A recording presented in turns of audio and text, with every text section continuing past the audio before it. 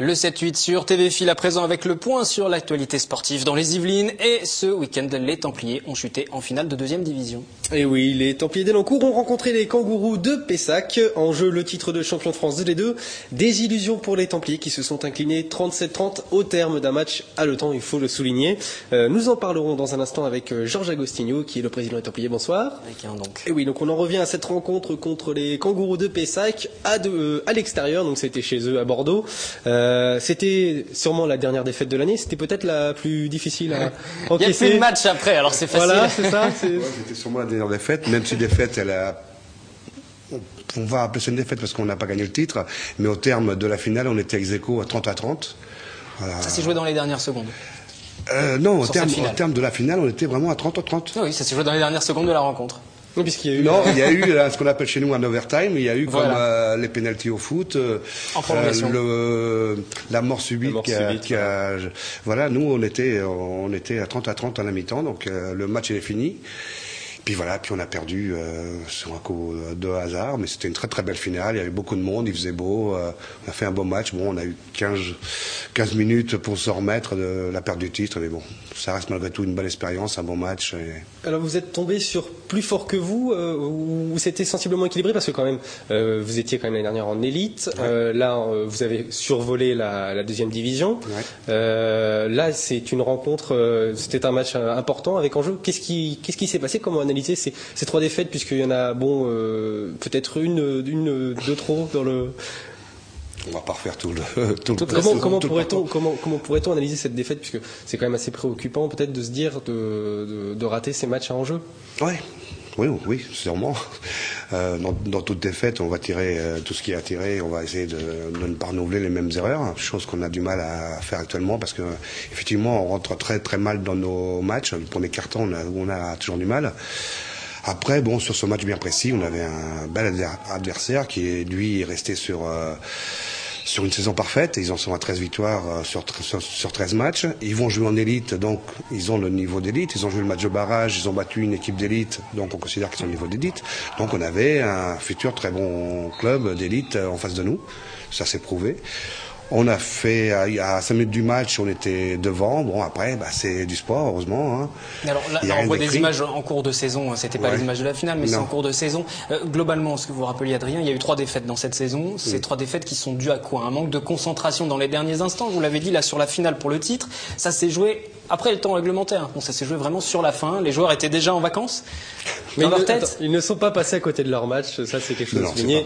Ils ont quand même bien tenu jusqu'au bout. Ils avaient 3 tentatives pour marquer un essai. Ils l'ont marqué. Nous, on en avait 3, on n'a pas marqué. Donc, on n'a pas d'autres tentatives pour essayer de se rattraper. C'était comme ça. Bon, ils ont marqué. Et ça s'est joué quoi? Ça s'est joué au mental? Ça s'est joué dans les têtes sur ces moments-là? Ces chutes en cours de saison. Sur une action bien précise, ils ont marqué. Sur la fatigue, peut-être aussi. Non, ils étaient aussi fatigués que nous, je pense. Non, ça s'est joué. Ils ont fait un très bon jeu. Nous, on n'a pas réussi. Vous êtes content de vos joueurs? On est content. Il n'y a pas de problème. En tout cas, ça reste une saison quand même relativement bonne, plutôt même excellente. Ouais, c'est aussi réussi qu'on leur espérait, parce qu'on voulait non seulement gagner ce fameux match de barrage et gagner cette finale. Donc bon, on n'est pas passé loin, c'est pas grave, il y a pas un gros écart non plus, donc des choses à corriger.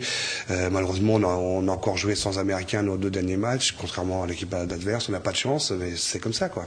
Justement, ce fameux match de barrage, vous étiez venu en plateau nous en parler. Déjà, ce match de barrage, vous l'avez perdu, c'était la 2e défaite, il y en a eu 3. L'impression qu'on parle que des défaites des Templiers, mais ils ont gagné cette saison aussi. On a parlé des victoires cette année. On a gagné 10 quand même. Voilà, mais c'est les moments clés. Donc en tout cas, sur ce match de barrage, vous l'avez perdu. En revanche, l'inconnu, c'était de savoir si oui ou non la fédération allait accepter votre appel. Vous aviez interpellé la fédération sur le fait que l'équipe adverse ait fait rentrer pendant le match un joueur américain qui n'avait pas joué plus de 5 rencontres au cours de la saison et donc qui ne pouvait pas participer normalement. Sur le tapis vert, normalement, vous avez gagné ce match.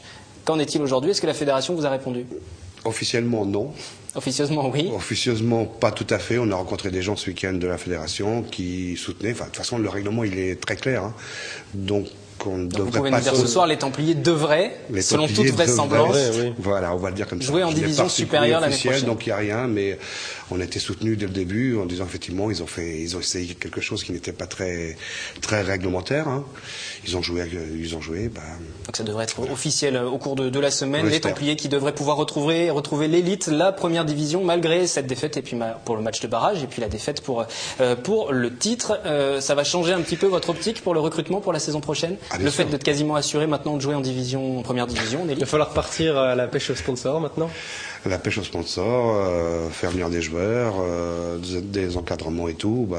Oui, c'est une autre préparation qu'une préparation des deux, effectivement. Est-ce que vous irez chercher des joueurs étrangers l'année prochaine? Également, bien sûr. Vous avez déjà des noms ou des pistes? Non, pas encore. Non. Ça se fait toujours. On a rencontré sur notre route lors de quelques joueurs qui étaient intéressants. Vous avez rencontré beaucoup de monde ce week-end.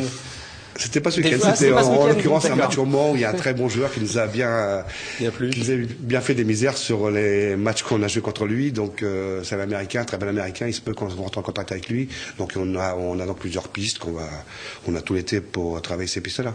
Mais on va se faire effectivement comme chaque club en élite, on a droit à 2 Américains. Vous allez renforcer votre équipe pour éventuellement, ça sera confirmé cette semaine, jouer en première division l'an prochain. C'est peut-être l'information à retenir. Je l'aurais presque fait dire. On continue avec votre programme. En tout cas, samedi 30 juin, il y a un rendez-vous. Oui, samedi 30 juin. Fête du club. Ah, exact. Vous avez lancé un appel pour tous les jeunes nés entre 93 et 95 à venir découvrir le football américain. Donc, est-ce que vous êtes en demande d'effectifs pour se faire un bon vivier de jeunes dans le club? Donc l'effectif, on a un très bon effectif en cadet, des 13-16 ans, ils sont plus de 87 licenciés. Donc voilà, on a un petit trou dans junior qui est vraiment une section un peu spéciale. C'est des gamins de 17 à 19 ans. Et là, on était un peu en sous-effectif. Donc on va faire une journée de recrutement effectivement au complexe sportif de l'Europe de 14h à 18h. 18h à peu près. Et puis à 18h après, il y aura la fête du club, la fête de fin de saison comme on fait tous les ans, qu'on va récompenser les MVP, comme on dit chez nous, par section, et puis on se prend un petit coup, on mange une merguez, et puis voilà. Ce sera samedi 30 juin, si vous voulez aller manger une merguez avec les Templiers, vous serez bienvenus pour découvrir le football américain, initiation, donc à partir de 14h pour les plus jeunes, samedi. Merci Georges Agostino.